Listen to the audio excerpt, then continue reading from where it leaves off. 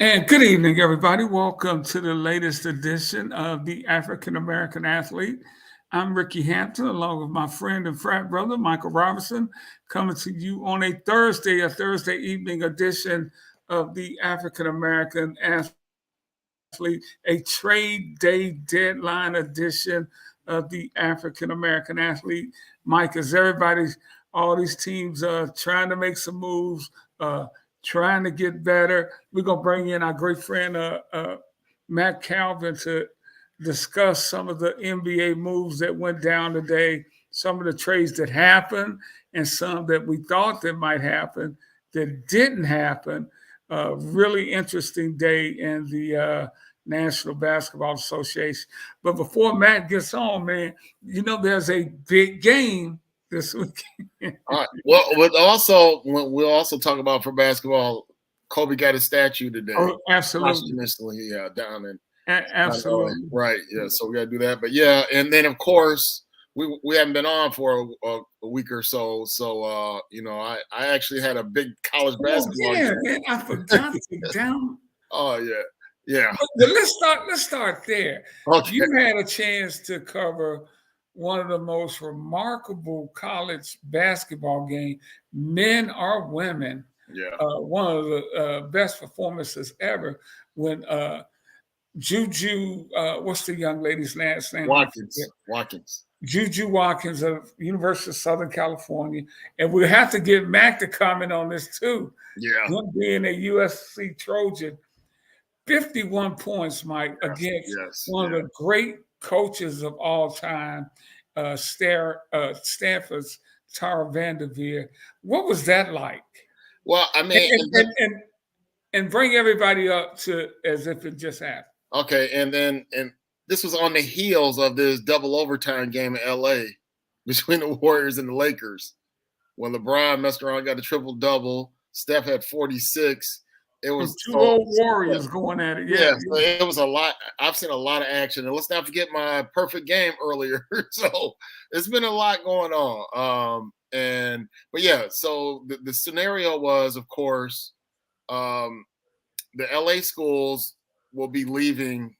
Well, the whole Pac-12 is blowing up, so it's going to be gone. But this is the last time the LA schools are coming up here, so it was sentimental too.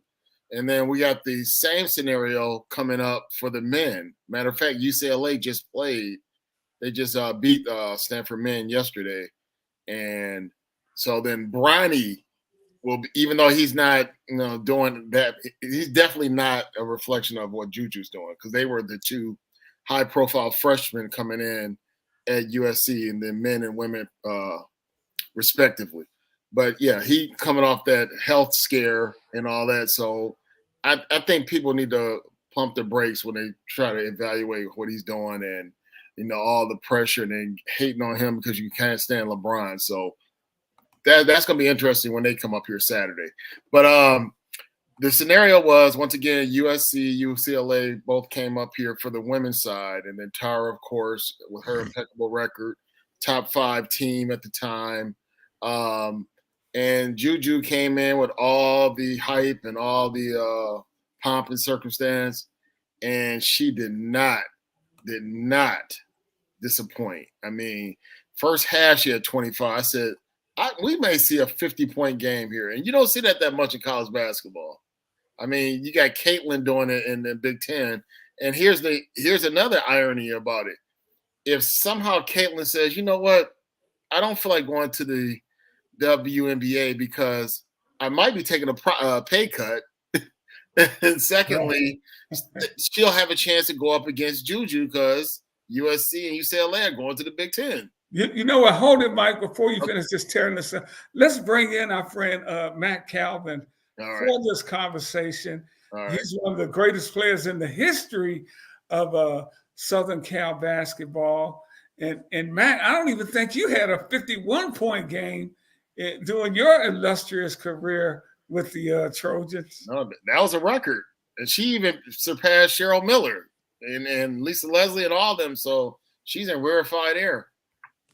Hey, guys, great to see you. Again, Happy New Year to you. Trust you're doing well. You're talking about when you're talking about Trojans, I'm all ears, man. But this is. Yeah, we're talking about that great performance I witnessed firsthand with Juju against Stanford last weekend. Like I was telling Ricky, it was great to watch, and then I got a chance to talk to her afterwards. Real nice young lady. A couple of my colleagues took pictures with her. I'm like, come on, man, I'm not gonna mess up my credential by doing that. But but she was super cool. Very humble young lady, well mannered, and to have all that game and juice that she has, I'm glad to see she's down there. Young lady. Jump's got 8. Well, talk to us about. Well, here's some highlights of it, Mike. Right. You scored. You had 25 in the first. Let's pick it up from there. And you were talking. Yeah, this is the first half. So like I saw some of that down there on the court because traffic was horrible and parking was terrible. So I had to watch some of the first part down there on the court, and so I didn't really know how many points she had. But by the time I made it upstairs to the press area, I said, "Man, she had like 16." I said, "Uh-oh." Then she had 25 at halftime, and I said, "This may be a special night." And she really ramped it up the third period. Kind of slowed down. She could have easily got 60. I mean, she kind of slowed it down a little bit late in the third and in the fourth. But then, how tall is she? I would think she seems like she's probably about 6 feet, maybe. Yeah, she's 6 feet. Yeah. So she didn't seem like overly tall, but she has some size to her, though. What do you see from a game, Mac? Well, I mean, what I see is maturity. I've not seen a freshman that's 18, 19 years old with so much poise, so much maturity. And obviously she's been able to handle the big stage because she played at Sierra Canyon, where LeBron James played. But she was a great high school player, but she was not at this level. And I think Coach Gottlieb over at USC, who coached at University of California many years ago, but she was also coached in the pros. So she was able to take her game to another level during the off season. But very, very special. And it's there's some good things I like about the 4-year, 3-year rule before you can be eligible for draft. Certainly in college football. But this is something that I think that there needs to be some changes, some adjustments, because this young lady is definitely ready to go to the next level. And I think if you took this to the Supreme Court, she would probably win, just like the Ed O'Bannon case. But she's a very special young lady. You were asking me early, Ricky, about how many points I scored. I think it was probably my highest point was like 32 points against UCLA in a double overtime game.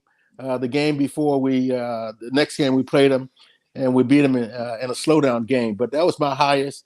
I think maybe Paul Westphal, Harold Miner, they may have had some 40-point games. Certainly Harold Miner when he led the nation in scoring, but nothing to this extent. And I'm really proud. I mean, USC women, they've taken it to another level, and to do that against Stanford, if it was against another team, another college, that's something. But to do it against Stanford, and the way Stanford beat UCLA last week, it was incredible.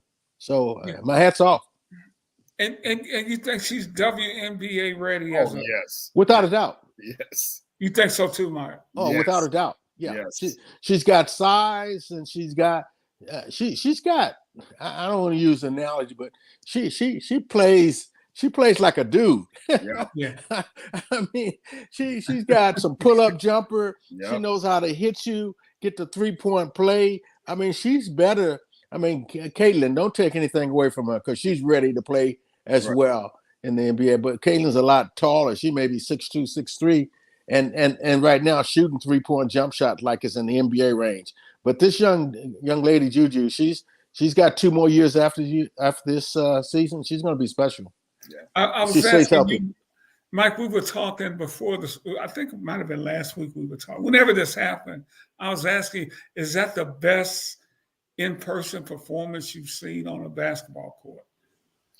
And I know you said it's right up there. Yeah, it's up there because I got to go back. I mean, like I said, we switched it back to baseball. I remember I saw the perfect game, so that's up there too. But for basketball, I've seen a lot. I mean, I saw when the Bulls won 70 games. I was there. It was in Milwaukee, so that was big. I saw, and then for football, even though he's in the doghouse now, Brett Favre, but when he played that game after his father died, so I was there for that. So I've seen some big moments, but in basketball, and let's narrow it to women's basketball. Yes. That might be the best I've seen. But then I saw NECA. NECA had some great games against UConn, and that's when UConn had the 90-game winning streak, and then you had Maya Moore. Maya Moore, I saw some good game from her. But yeah, for women's basketball, that's probably the best. You know what? I'm glad we're getting to have this conversation to start the show off, because we don't get a chance to talk about women's basketball a lot, and they deserve their due too. And Mac, your alma mater has one of the great legacies. How would you compare Juju with Cheryl Miller and the McGee twins and all those guys and Cynthia Cooper that came through USC in the day? I don't know how much you saw them, because you were probably playing back then too. But no, I saw them quite a bit, and I know all of those. I don't think it would be a fair assessment right now after just playing 20 games. Those young ladies did it over a 3-year career. But obviously Cynthia Cooper, Cheryl Miller, Lisa Leslie, the McGee twins. You forgot. I mean, during those days in the 80s, USC had a legacy. They were like the South Carolina or UConn, and the Louisiana State, women's basketball team. So they were in Tennessee. So you got, there's been a lot of great women players. Cheryl Miller, not Cheryl Miller, but Cynthia, Candace Parker, Juju, AJ down at where did she go at South Carolina? Yeah. So there's been a lot of great women, but this young lady's going to be very special. What I like about her, as I said earlier, she's very humble, very grateful, and just a lot of pause for an 18-year-old lady, young lady. The McGee twins are from Flint, and I used to play ball with Pam at the Y in Flint. We had those noon pickup games. She played overseas for years. Played her last couple of years in the WNBA, where she was a number 2 overall pick. I was thinking, JaVale McGee's had this NBA career, won a couple of rings. I'm like, JaVale's not even the best player in his own house. No, he's not. Yeah. But one of the McGee sisters right now, she's a minister. She's been a minister for 20 years. Yeah. But Pam had this low post game. Pam come in there. We got Pam. I mean, she walk in there, she's the best player in the gym with us dudes, man, and would kill us on a regular basis and let you know that she was killing you. I see them all the time now. Certainly one of the McGee's. I get them mixed up name wise, but that's probably Pam. You see, Pam. She comes to all the NBA All-Star game and Legends Getaway during the summer. She's in fact, I think she might be on our board, but very special young lady, very gracious, very humble. Yes. Hey, speaking of USC, all eyes are on LeBron James' son, Bronny, who is finally on the court after his health scare. And, Mike hit on it early. I mean, people already trying to judge this kid against his dad, and he's just getting his feet under him. Your thoughts on Bronny? Well, first of all, the great family. LeBron on an off day went up the other night to see him play in Cal last night, which was very, very special. But let me just say this. It's just a blessing that he's playing ball right now, from his health scare, had a heart attack. It's just a miracle, but he's not ready. He understands the game. He's plays it the right way. But let's just realize that this is a kid was not even the best player on his team at Sierra Canyon. And I think because of his dad, he was able to make McDonald's All-American and some of those things, some of those All-State, All-CI. But he was good. But he's a long ways away. And it will serve him a lot of justice to develop his skills at USC for the next year or two. Now, saying that, he probably is going to get drafted. If he elect to come out, go as a hardship or go, he will probably be drafted in the second round with a team that has the potential to sign his father. Because LeBron has said, I want to play with my son. And I think it would be with a team. Wouldn't surprise me, it would be Cleveland. If LeBron, he can max out or he could opt out this summer. And so it wouldn't surprise me that he would go to a team like Cleveland on a sign and trade for one of their players. And but you think Cleveland would break? I mean, Cleveland got a nice young team. As great as LeBron is and what he's meant to that community, you think they'd mess with that team to bring him back home? Ricky, they'll win a championship. Mark my words. You can mark it down. They would win a championship in the 1, 2, or 3 years that LeBron has left. He would be the missing piece to show them how. Now, you may have to give up Garland. I mean, because they cannot sign him just as a free agent, unrestricted, because you've got to match dollar for dollar. Right. And so they would have to trade a Garland, or they would have to trade Mitchell. Well, I doubt that. Yeah. But they would probably Garland, and I doubt they would trade a Mobley, but they would have to match salaries. Mobley's not up there with big time dollars yet, but Garland's, I think, is at 25-30 million now with the new contract. And the center they have there, I mean, they got a nice team. They've won 8 in a row, and that's 5 teams that are tied. I mean, 2 teams have been tied right behind or in 4th place. They're in 2nd place. But I think that can happen, to be honest with you. Well, let's get into some of the NBA. Mike and I, we're going to talk NFL, so we'll save it for the end of the show, and we'll get your Super Bowl picks. Well, let me just say this before we get started with the NBA. We also have to acknowledge that Tara has the most wins of anyone, male or female. She has Coach K, so that's another great. And Mike, what did Tara say about Juju? Oh, yeah. I asked her, I said, is this the best freshman performance you've ever seen? And she said it's up there. And lo and behold, I heard that comment on ESPN. I heard the end of my voice, saying, is this the best you've seen? And then she said it's up there. So, yeah, that's what she said, And, I didn't want to rub it in, because it's like, come on. She was disappointed. And a lot of it was that, Cameron had an okay game. She had a double-double.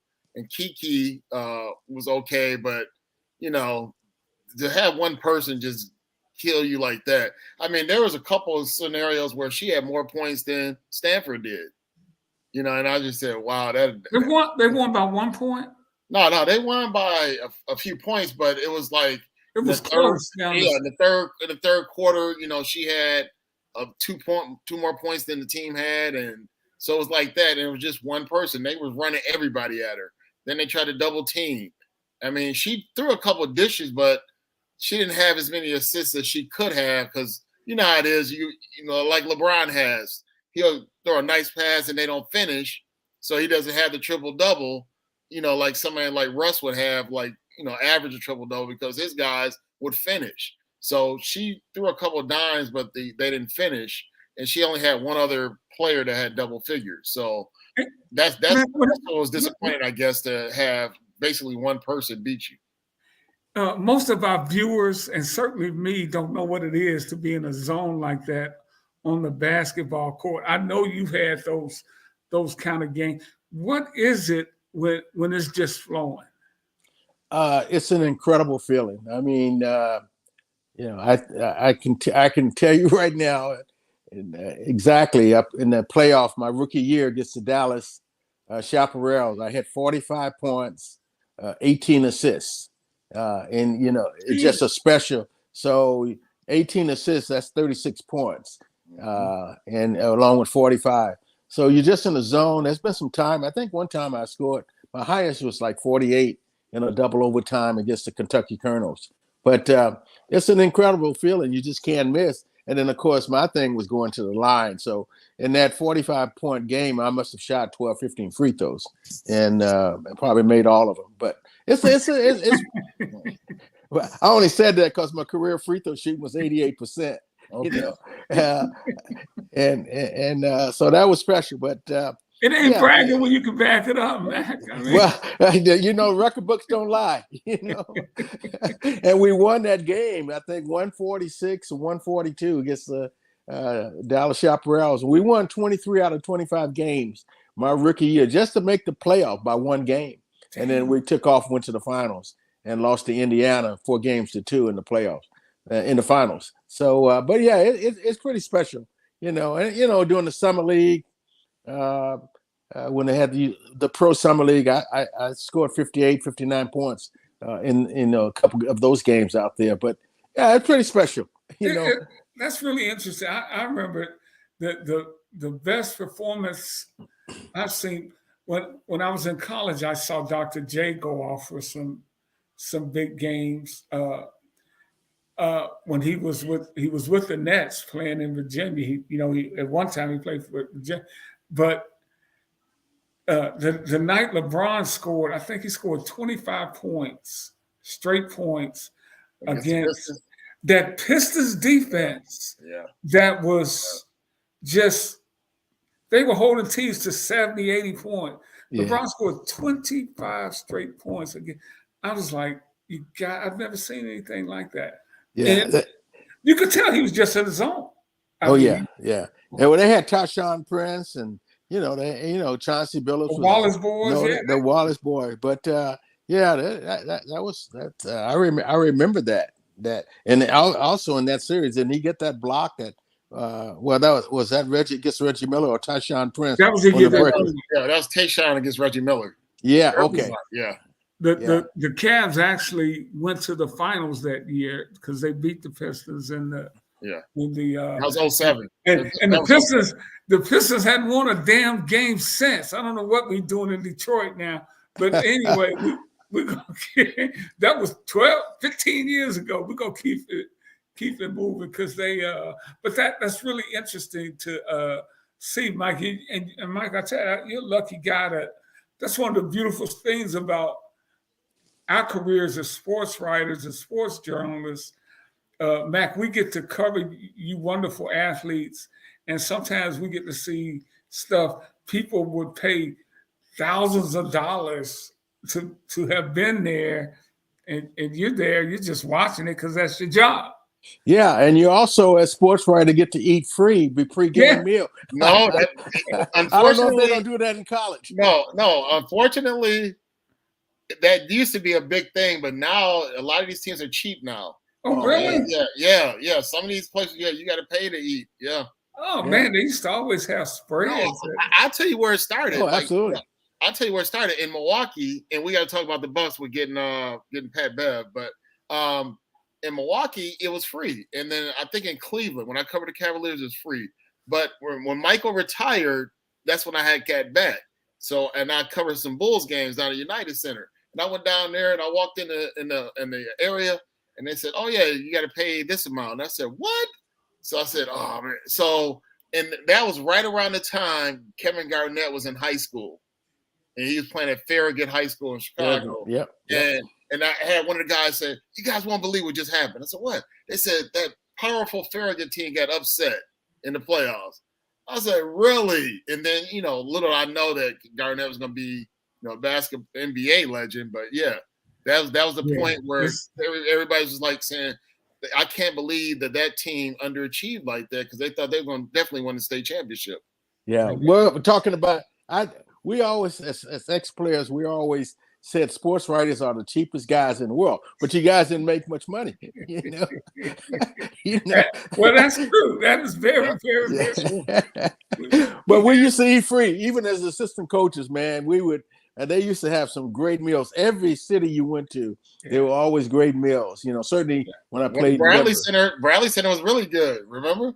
Yeah. But anyway, I'm really excited and looking forward to chopping it up with you guys about the playoff. Not a lot of great moves. But well, Mac, let's get your overall impression of what went down today and over the past few days at the NBA deadline. I think if you look in the East, let's start in the East first. Who really helped themselves? Now, can they win their first playoff game in a long time. I'm talking about the New York Knicks. I thought by them picking up the players that they picked up is going to really solidify them. By them picking up Bogdanovic and Alex Burks, who played for him again before, that's 35, 40 points right there. Yeah. So you don't put all the onus and pressure on Bronson and Randall. And so when you start double teaming Bronson and double teaming Randall, you got guys that can knock down shots. And Alex is push the ball up the floor and score penetrator. So they've got some scores. But in saying all that, I think it's still going to be very difficult to beat the Boston Celtics in a 7-game series. Milwaukee, they did nothing. They absolutely did nothing. Well, if they got Pat Beverly. Well, come on, please. At least that defense should be a little better. Yeah, it's an upgrade. It's an upgrade better than I thought. Their weakness in that team was their point guard play, because Leonard Dame is basically a scorer. But they should have gone for a Bogdanovic. That they need scorers and shooters. So I think they missed out on that. Doc Rivers has disappointed me. I mean, they're 1-5, and I don't see them maybe getting into the 4th spot, but that's a team that's really on a decline. And I say that when you look at Middleton, I really thought he's declined. I just Crowder's an addition. He's a tough guy. Portis, is good off the bench. But they don't have anybody to knock down shots. Yeah. They don't. And then so the 76ers, I think that they'll be better off if they rested Embiid for the rest of the year and let him play in the summer in the Olympics. But I think that's the shot team. I think that's a team that's really on a decline, in my opinion. To your point, Matt, Milwaukee has slipped from the 2nd spot to the 3rd spot behind Cleveland, which is now holding the number 2 spot. And Philly, which had been up there, has slipped to the number 5 spot. Yeah. And they're only 3 games ahead of Indy for the 6th spot. But, you lose Embiid. I wonder why they didn't try to make a move for maybe a Drummond or somebody, just try to hold the fort, or that was not going to be a good enough. Because they did trade for Buddy Hield. Yeah, well, they got a shooter, but they got a shooter. The Bucks could have used Hield. Oh, yeah, absolutely. But Buddy's up there, at about $18-22 million a year with an expiring contract. So I think a lot of these teams, but the Knicks position themselves for the next 2 or 3 years. They got Alex Burks back. It's interesting.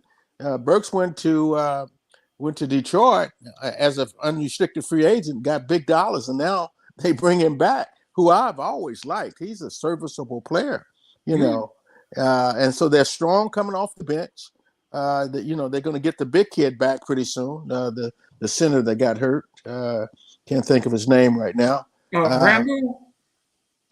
No, Randall will be back in about 3 weeks. But I'm talking about Mitchell Robinson.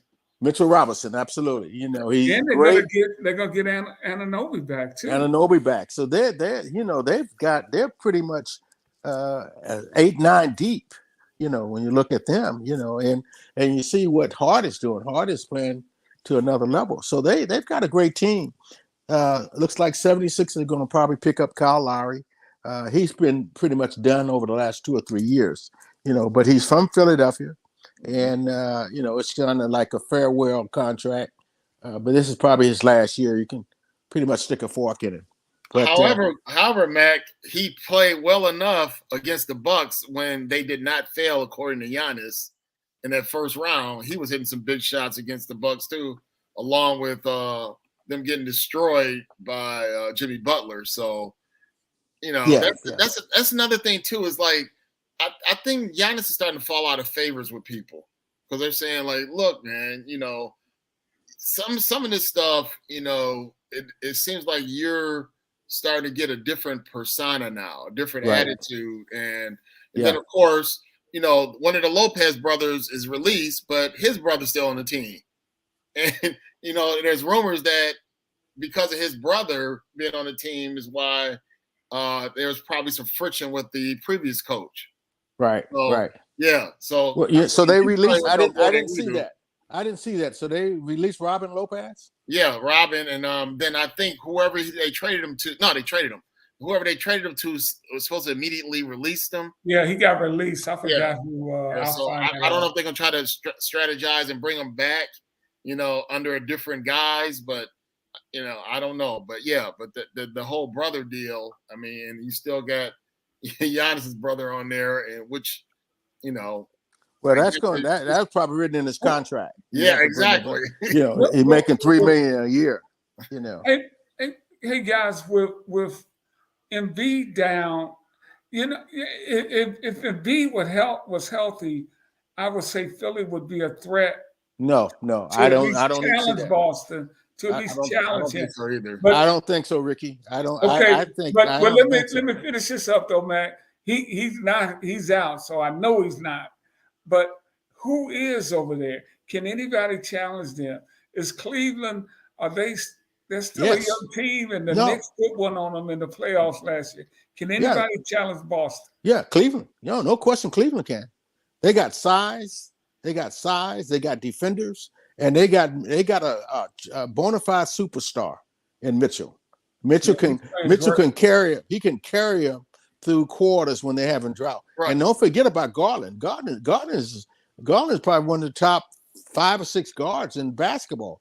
I know he hasn't played much this year because he's been injured, but don't forget about him.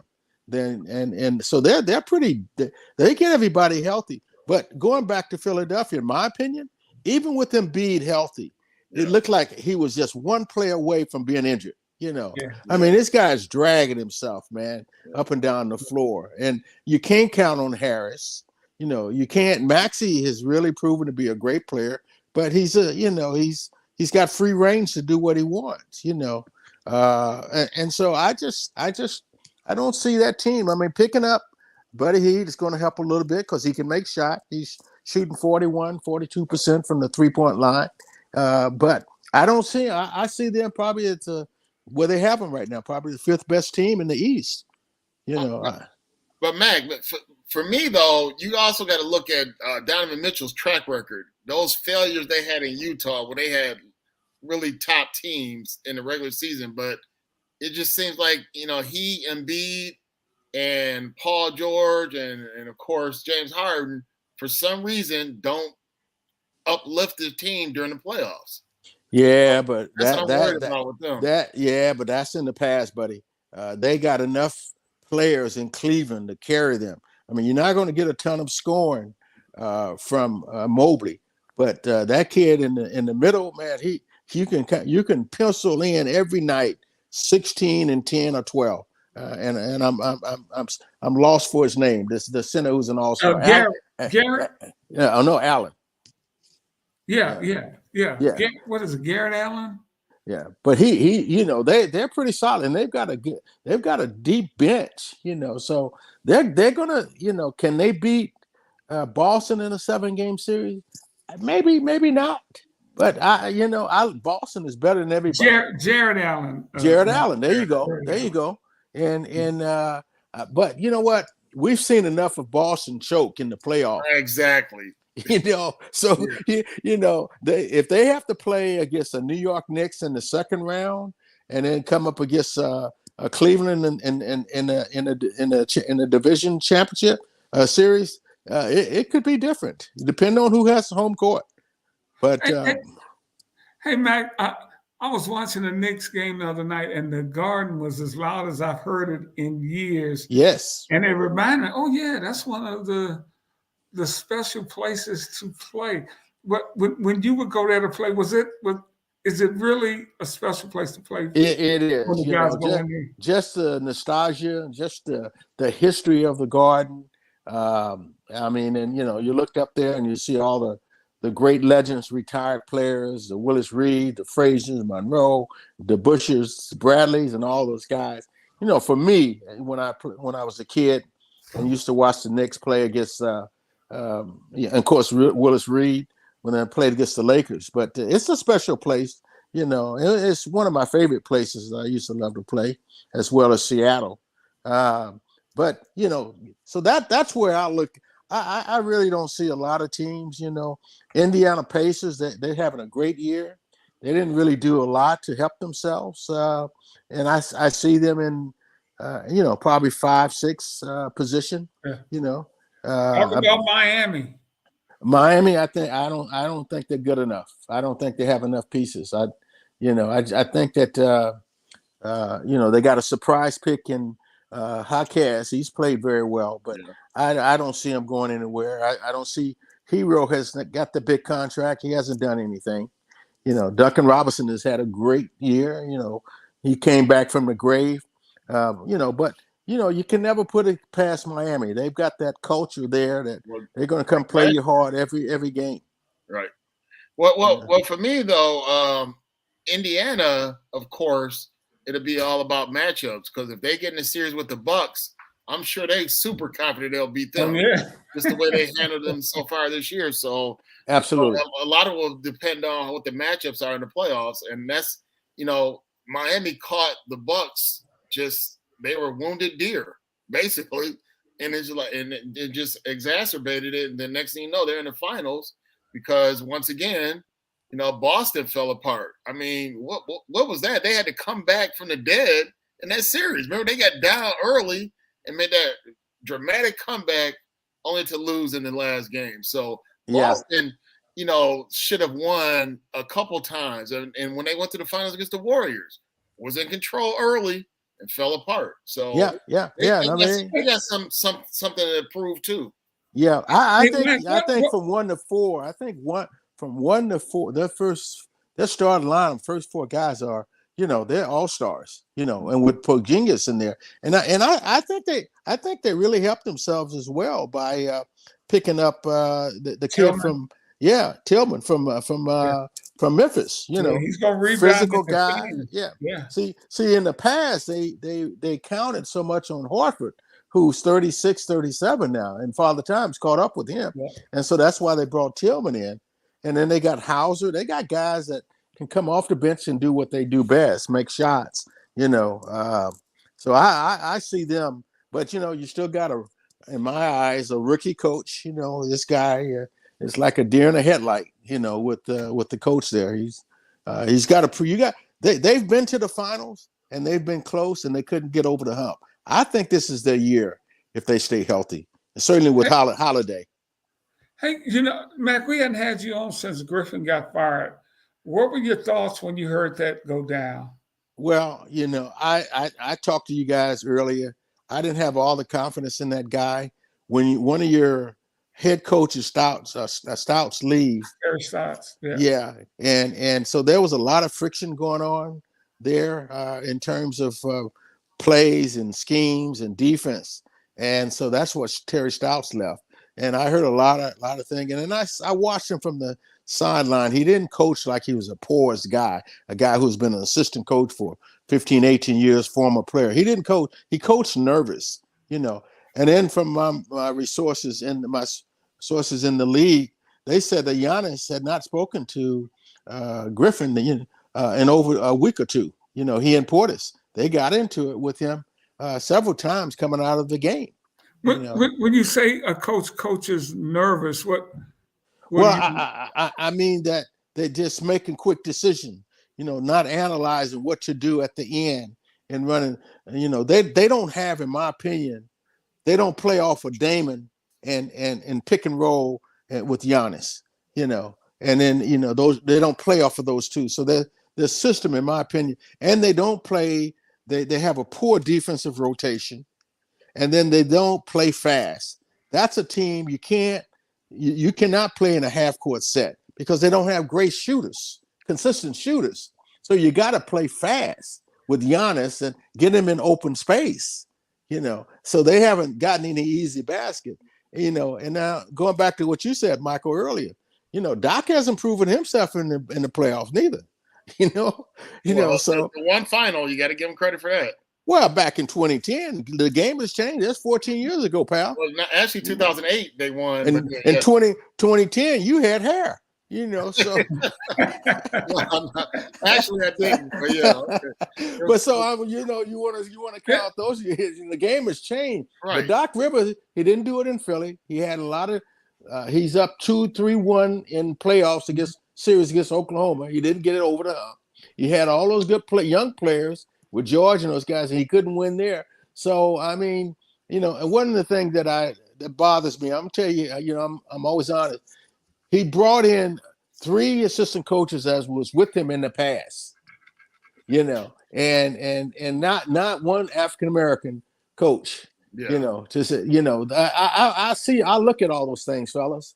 And if you've lost in the past with those coaches, why don't you mix it up and bring somebody else in that may come from a winning system, as your number 1 lead assistant coach, can bring different ideas.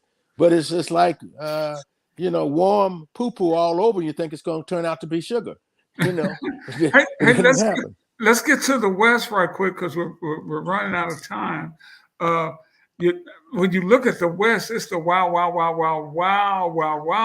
West, Matt. You got Minnesota, Oklahoma City, Denver, and essentially the Clippers all at the top. 35 wins, 16 losses. The Clippers have 34 wins and 16 losses. 5 teams. Yeah.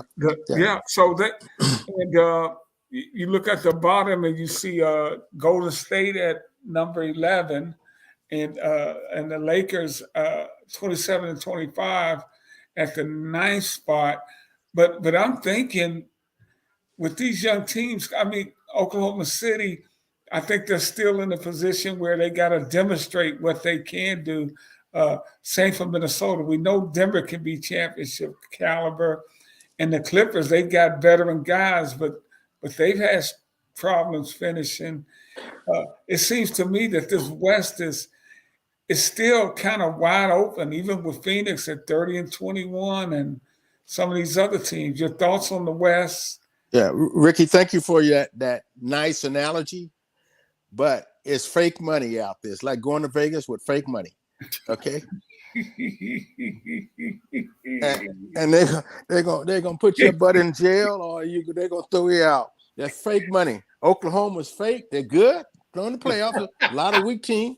And in Minnesota, please, the 2 teams that I think, in my opinion, that you got to play and you got to beat in a 7-game series is the Phoenix Suns and the Denver Nuggets. Those are championship already built teams.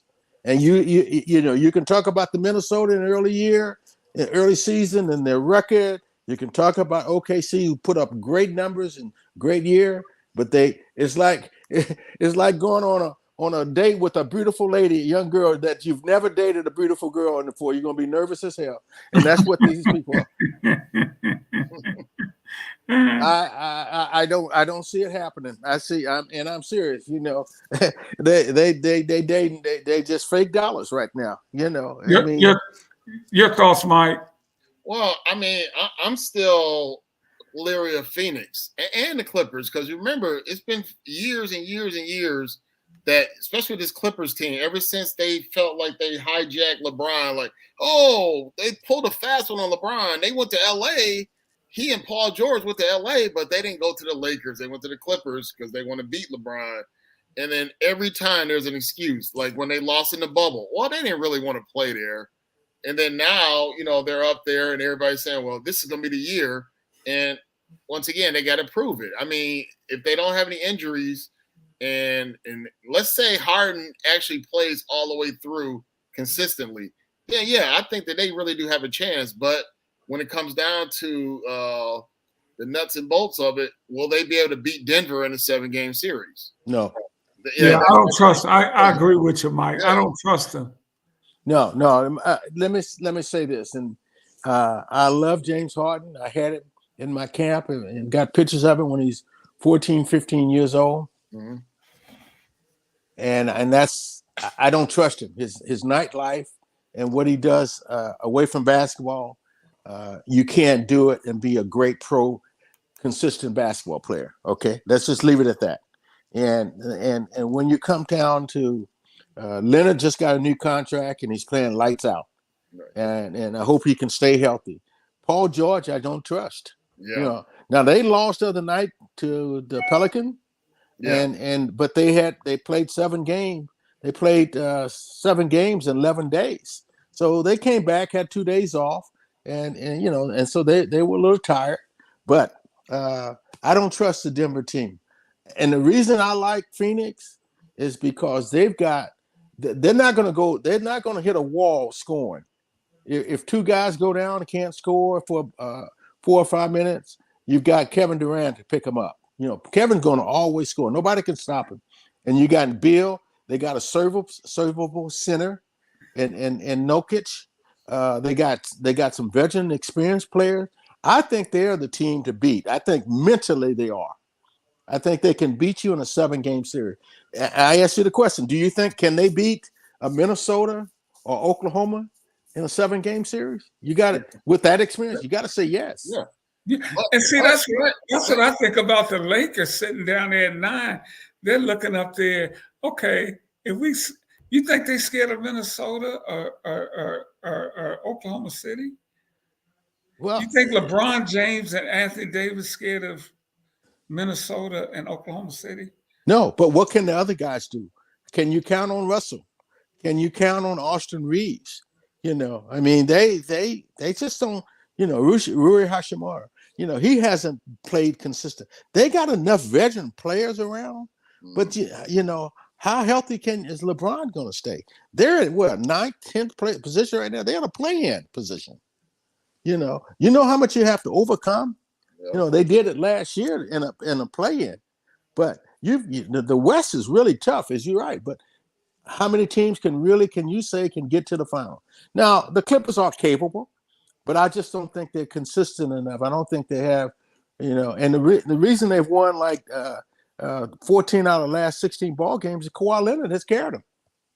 Do you like the way they're using Westbrook? Yeah. Well, it's the only way you could use it. Yeah. But what Westbrook, when you have to play like playoff basketball, playing a half court situation, he's not going to make shots. He's not going to make shots. He's not a consistent shooter. Now they got Norman Powell coming off the bench and the other kid, Coffey. Norman Powell is a really consistent player off the bench, but they just don't have, they don't have a something that they can anchor down like their defense, or anchor down like their offense. Like Phoenix, they can anchor down. So we're going to beat you with our offense. Denver, in my opinion, is just better than everybody.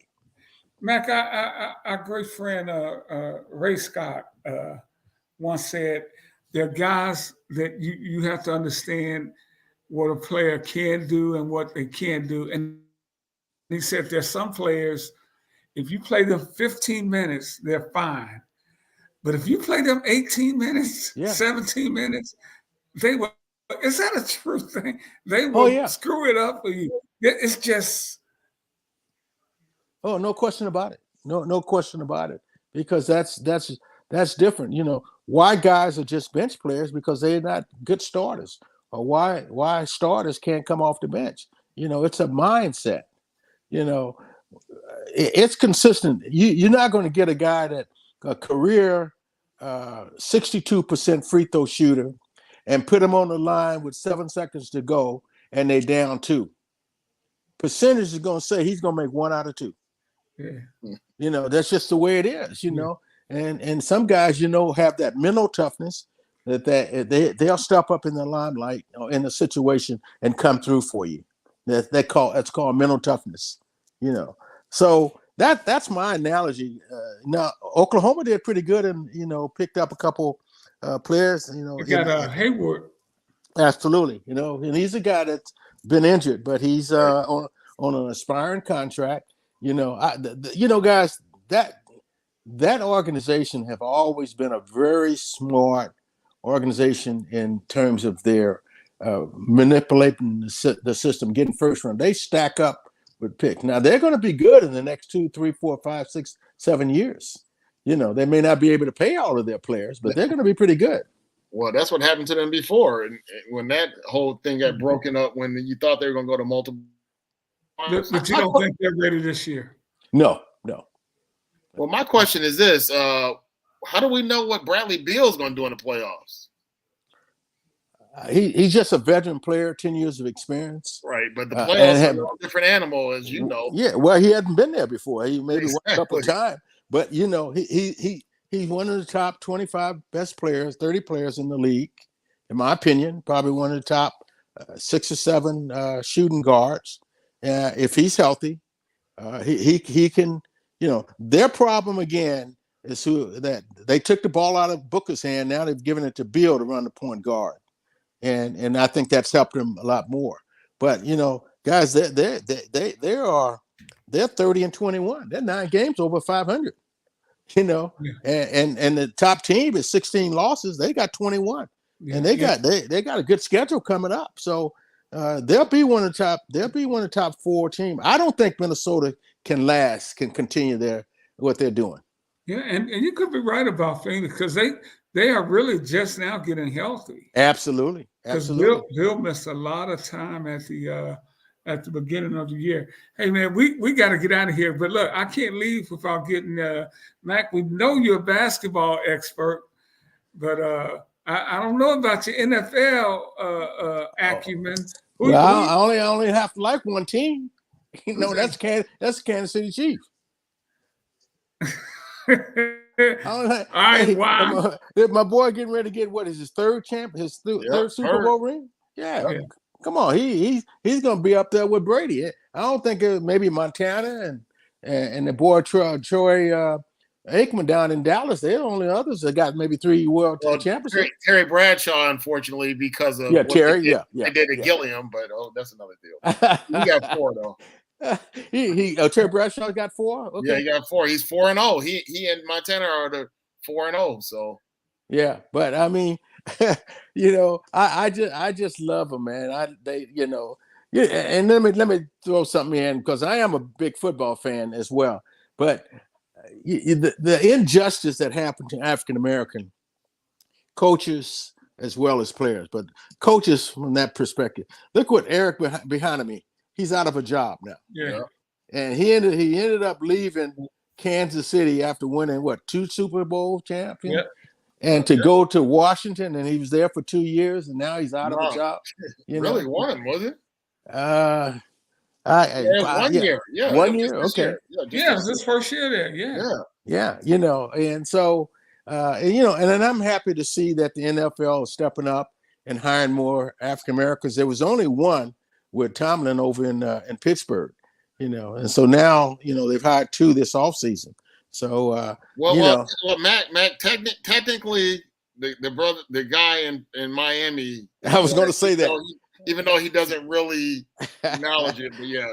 Every brother, as Paul Preston used to tell me, every brother ain't a brother. Yeah. But one of the things that irks me is the media's portrayal of some of these guys. The enemy can't interview well. He doesn't know how to. The worst interview I ever seen was with the guy we got here in Detroit, Dan Campbell. Right. And he's done a great job. You can't except for that game out here. Yeah, I mean, but for them to get there, Mike was. I mean, you talking about like he did in that interview, right? In that press conference. That's the guy that we were laughing at. It was like you're talking about the Detroit line. Anybody that knows the Detroit line, that's the way they play, man. They go. Yeah, they're an example of the extension of their coach. But the one thing that I heard players say, they love Campbell. He's a player's coach. And man, I don't care. You don't have to know anything, but if you're a player coach, they'll play for you. Yeah, they love it. All of them stand behind. But back to my original point, he looked like an imbecile at that press conference. And when people say, "Well, Bieniemy doesn't interview," well, what did he say? Nobody can ever say what he did that didn't come across. It's just. They just throw that out there that Bieniemy does not interview well. Well, what did he say in these interviews that didn't work out? Let me say 2 things to you from my experience and this is a true fact, okay? And let me start first by someone I knew that was higher up in the New Orleans Pelicans organization that interviewed two guys. And I'm not going to say he was the general manager president, but let's say he was the guy that made the decision. And he told me personally, and I knew him, he said that we interviewed, our final two guys we interviewed was Mark Jackson and the guy in the guy's in Detroit right now. I can't think of his name, Monty Williams. Yeah. And he said Monty came prepared and said, this is how we're going to play defense. This is how we're going to play offense. And this is the culture we want to build. He obviously ended up getting a job. Mark Jackson was the other guy. He told me Mark did not come prepared, did not have any notepads, just talked about, his basketball knowledge.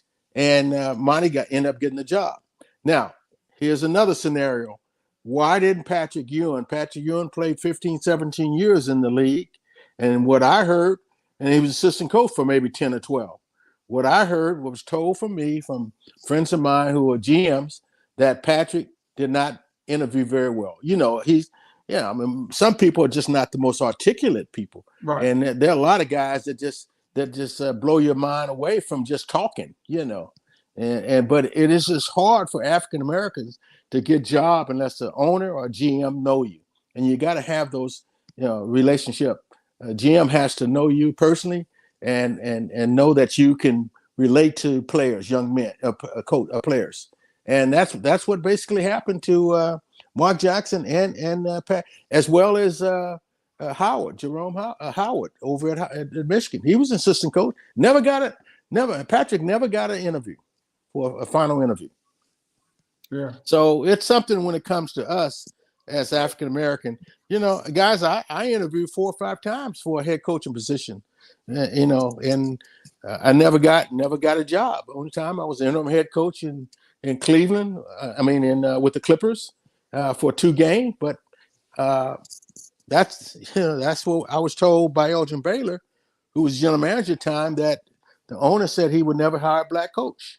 So anyway, those are the things that go on behind the scene, that why African Americans don't get an opportunity. Baseball as well as football.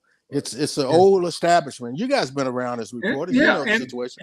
And a lot of these people like to hire people who they're comfortable with. Yeah, absolutely. Who looks like them. And yes. I mean, let's just be real, And so anyway, guys, I'm gonna be in the NBA All-Star game next weekend, and being honored for my community activities through my foundation, and and it should be fun. I'm glad they're going back to the old format of East versus West. Yeah, that's in Indianapolis, right? Yes. Yeah, next week. I almost thought about going, but Mac, I might come over there and say hi to you, man. Oh, please do. If you do come down on a Saturday, and I'll get an invitation. You come to the NBA retired player reception. Oh, man, fantastic. I might be reaching out to you on that. You got some. I hope you're not coming. I hope you know some people down there.